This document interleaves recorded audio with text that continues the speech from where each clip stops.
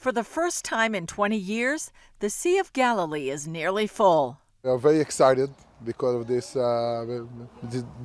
fact, and it's very good for all of us around the lake, the Sea of Galilee, for the agriculture, for the farmers, for the tourists, for everybody. The rise in the Sea of Galilee over the last 2 years has been remarkable. After 5 years of drought, it's risen about 18 feet in 2019 and 2020. I'm thrilled. I mean, we still treat it as our lifeline, although we don't drink the water of the sea anymore. And every time I see a full lake, it's like I want to sing, I want to cry out of joy, and I keep amazed by the grace of God.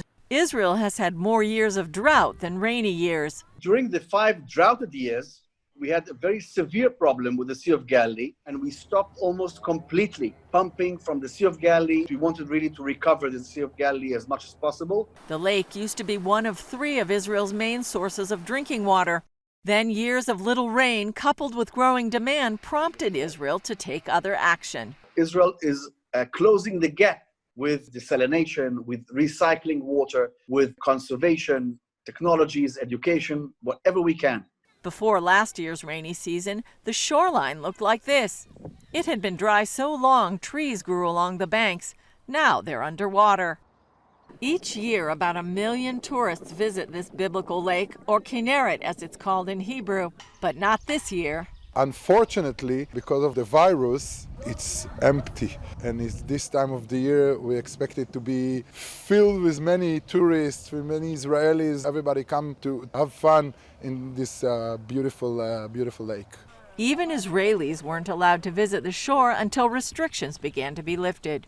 In March, just before the travel ban, CBN News spoke with a tour guide and a visitor here. It's fantastic. I'm stunned. It's the first time that I came back to the Sea of Galilee since it has risen so far, and I haven't seen it like this in years. It's an amazing privilege to be where Jesus was and to go out, especially on a boat, and watch the sunset over a place that I've read in the scriptures so much about, and then to be able to see it. The lake is currently less than 5 inches from the red line full marker, but the rainy season is over until next October. And each summer, the water level drops by 4 to 5 feet from evaporation. Israelis are already praying for another rainy winter next year and hoping for a return of the tourists to enjoy it. Julie Stahl, CBN News, the Galilee.